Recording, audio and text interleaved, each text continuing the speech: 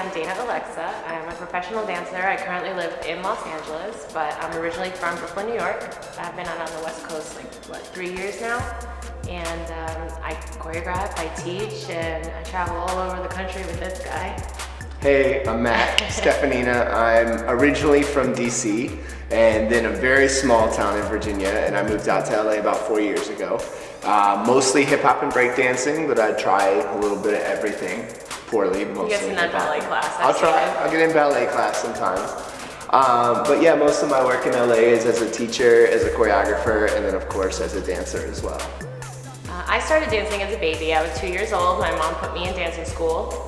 And I would cry any day of the week that I didn't have dance class. So my mom really figured out soon that I had to be a dancer and that I had to be in class. So that's kind of it. I took class my whole life, and then I decided after college that I was going to take some time to see if I could dance professionally, and the rest is history.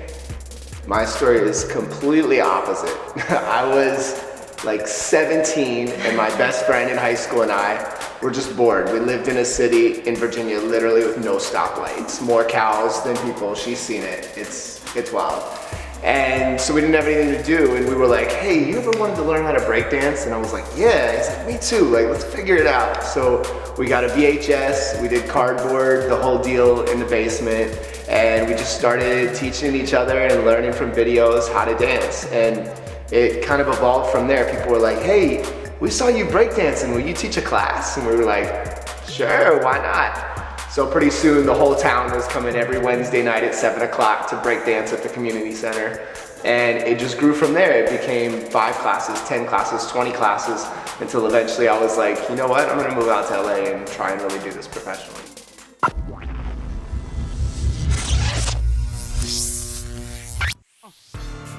Hey guys, it's Matt and Dana, and we're here at IDA Hollywood with Dance Tutorials Live.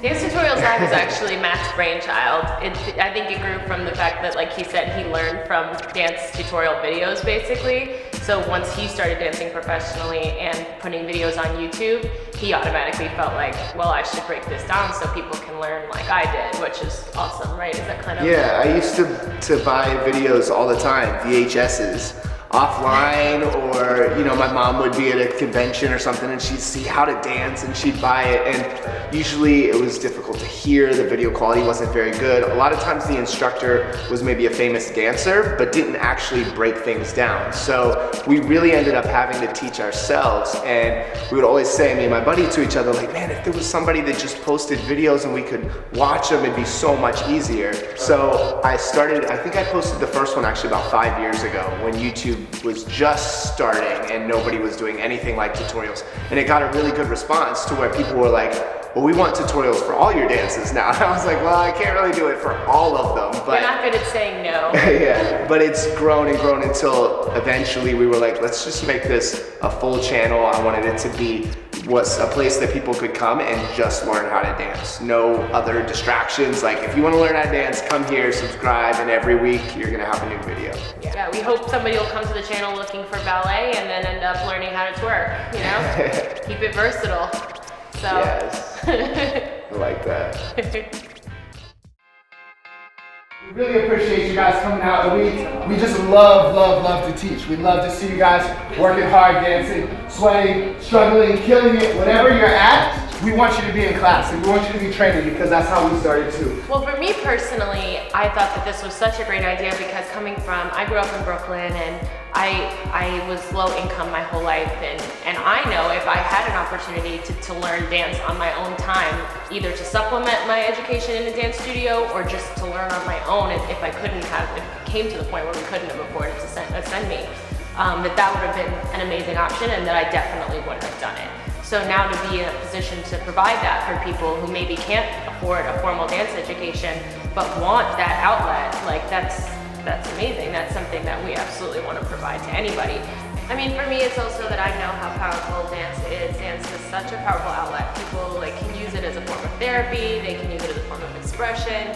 It's just, especially for young people to get involved in, it keeps you athletic, it keeps you focused, it keeps you driven. It's just an overwhelmingly positive art form, in my personal opinion. Even the hood combinations can give you something, you know.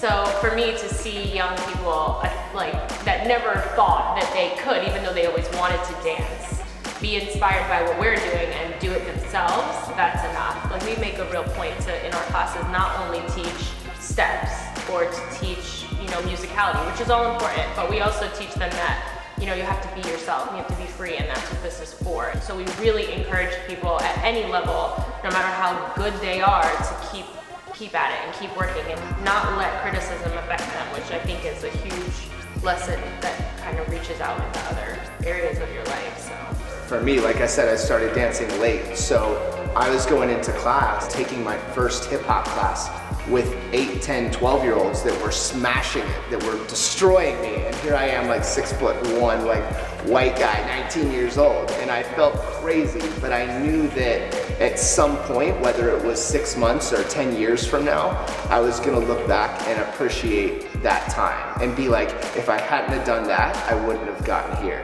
So I always tell people to just push through it and focus on the end goal. Don't worry about how it feels right now, how it looks right now. Just know that what you're doing now is gonna get you where you want to go. And keep that in mind. Don't worry about anything else. yeah. It's always worth it in the end.